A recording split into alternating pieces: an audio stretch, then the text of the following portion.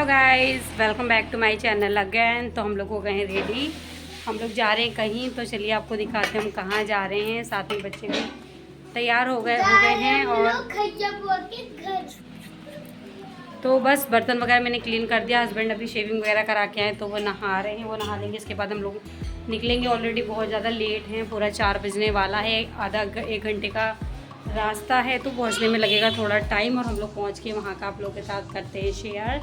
चले गए, सस्पेंस को कर देते हैं ओपन। तो मैं जा रही हूँ दीदी के घर पे, तो जिनकी बेटी हुई है। अचानक हमारा वहाँ जाने का प्लान बन गया है, तो हम सोचे चलिए मिल के आ जाते हैं। थोड़ा सा उनको समझा देंगे कि इतना परेशान मत हो, इतना हाइपर मत हो। इतना हाइपर होने वाली चीज़ नहीं है। तो बस चले आते हैं, एक बार मिलाते हैं उनसे। और इसके बाद जब छठी वही ये सब कुछ हमारे में रिचुअल होते हैं तो उसमें तो जाना ही जाना है।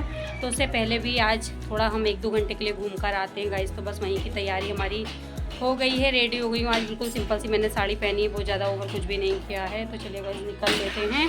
अभी पतिदेव को खाना वगैरह भी खिलाना है, तो बस वो खाना खा लेंगे, इसके बाद हम लोग निकलेंगे। अभी काफ़ी सारा मेरा काम घर का फैला हुआ है, बस बर्तन ही क्लीन कर दिए थे तो आकर मैं करूँगी।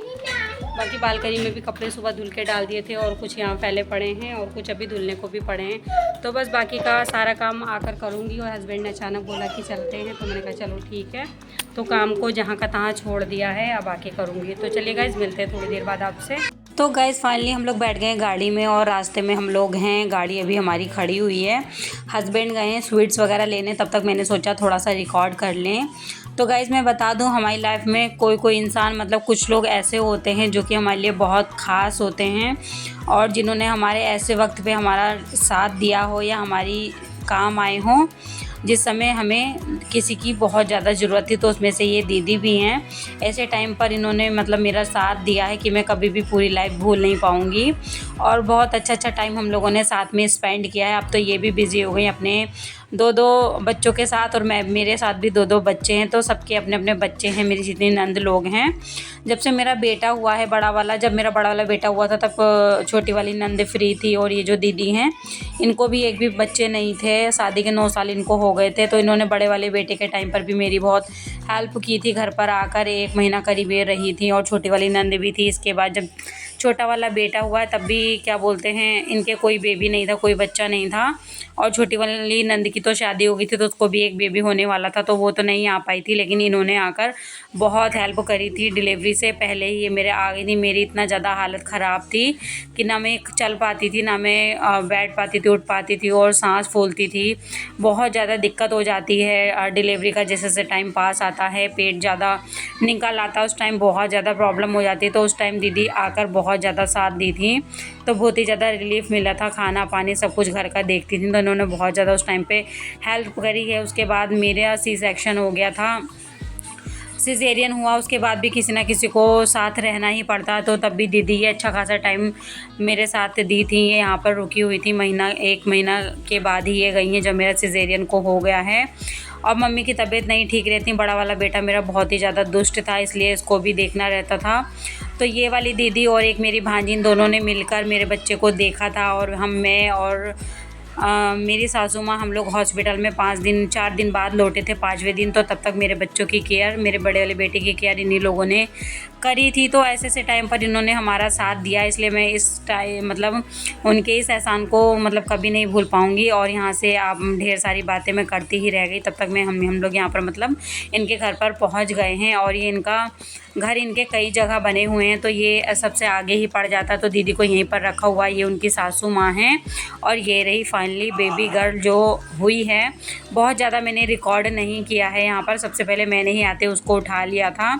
इसके बाद यहाँ पर मम्मी जब लिए हुई थी तब मैंने वीडियो स्टार्ट किया है। और ये देखिए कितनी क्यूट है। हर कोई चाहता है कि हमारी फैमिली जो है वो पूरी हो जाए। तो इनको एक बेटी थी, दोबारा फिर से बेटी हो गई। तो इस वजह से ये बहुत ज़्यादा परेशान थी, क्योंकि ये चाहती थी एक बेटा हो जाए जिससे मेरी फैमिली पूरी हो जाए कंप्लीट। हर कोई चाहता है कि हमारी फैमिली कंप्लीट हो जाए, एक बेटा हो एक बेटी हो, बट ऐसा नहीं हो पाया। तो जो ईश्वर की मर्ज़ी होती है वही होता है, उसमें कर क्या सकते हैं। तो हम लोग बस थोड़ा सा दिलासा देने के लिए पहुंच गए। मम्मी ने इनको बहुत समझाया और फ़िलहाल ये खुश थी।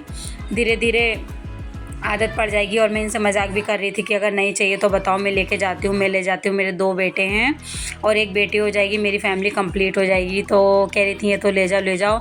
लेकिन हस्बैंड और मेरे हस्बैंड और जो इनके हस्बैंड है तो वो लोग एग्री नहीं होते, वरना मैं इनसे इनकी बेटी ले भी लेती। इसके बाद मैं पीछे वाले एरिया में गई हूँ जहाँ पर बहुत सारा गार्डनिंग कर रखा है इनकी सासू माँ ने। देखिए अंधेरा होने को है, फिर भी मैंने थोड़ा बहुत यहाँ पर कैप्चर कर लिया। यहाँ पर बहुत सारे फूल वगैरह लगे हुए थे। इसके बाद दीदी की सासू माँ ने बोला कि छत पर जाकर देखो, और यहाँ भी देखिए चमेली का फूल लगा हुआ था। इतना ज़्यादा खुशबू आ रही थी इसमें, बहुत ही अच्छा लग रहा था यहाँ पर आकर। लेकिन हम लोग ज़्यादा रुक ही नहीं पाए, थोड़ी देर ही रुके और इसके बाद दिन ढलने लगा। करीब 1 घंटा ही हम लोग रुके हैं। अभी इसके बाद हमको बरही वगैरह में जाना है, तो सारी तैयारियाँ वगैरह करेंगे। इसके बाद हम लोग पहुँचेंगे बरही में। तो वहाँ पर उस दिन बहुत सारे लोग होंगे, तो सबसे आपको मिलाएंगे। इनकी जेठानी वगैरह कोई भी उस टाइम नहीं था, सिर्फ इनकी सासू माँ ही थी। और बस इसके बाद मैं आ गई नीचे। हमने चाय नाश्ता ये सब कुछ करा था और यहाँ पर मम्मी दीदी को समझा रही हैं कि अच्छे से मतलब अपनी केयर करो, सर वर ढक के रखो, सर में तेल अच्छे से लगवाओ। तो ये सब कुछ मम्मी यहाँ पर इनको समझा रही थी। और इनकी बेटी बहुत अच्छी है, बहुत हेल्दी हुई है और इसके नेल्स इतने बड़े बड़े हैं कि इसने अपने पूरे फेस पे स्क्रैच मारा हुआ है। और ये इनकी जेठानी की बेटी है। तो बस इनका ये छोटा सा घर है, सिर्फ एक ही रूम है जिसमें ये लोग सब कुछ अरेंज करे हुए हैं और अभी आगे बनवाने को पड़ा हुआ है। और जहाँ पे दीदी का अपना रूम है वो थोड़ा दूर पर है। और ये भी दीदी की मौसी सास हैं। हे गाइस, तो फाइनली हम लोग पहुँच चुके हैं घर। अभी टाइम हो रहा है 8 और हमें आए हुए कम से कम 20 मिनट हो गए हैं। और मैं बस नीचे बैठी हुई थी, नीचे वाले पोर्शन में, क्योंकि इतना ज़्यादा मेरे को सर चकरा रहा था तो मैं थोड़ा लेटी हुई थी। इसके बाद मैंने देखा मेरा रिचार्ज हो गया है ख़त्म। तो ऊपर हस्बैंड थे तो मैंने उनसे बस बोला है कि रिचार्ज अभी कर दें, क्योंकि फ़ोन में अगर रिचार्ज नहीं होता तो ऐसा लगता है आधी जान तो वैसे ही निकल गई है, इसलिए रिचार्ज होना बहुत ज़रूरी है। तो बस हम लोग आ गए हैं अभी और अभी मुझे बनाना है खाना। तो देखते हैं खाने में क्या बनाने वाली हूँ। तो इतना ज़्यादा थकान हो जाती है, कहीं भी जाओ हालत ख़राब हो जाती है। तुरंत ही गाड़ी में बैठ के जाओ, ऐसा लगता है कि ऐसे पैदल चल चल के गए हैं, इतना ज़्यादा मतलब थकान हो जाती है। तो चलिए गाइस, मिलते हैं आपसे थोड़ी देर बाद।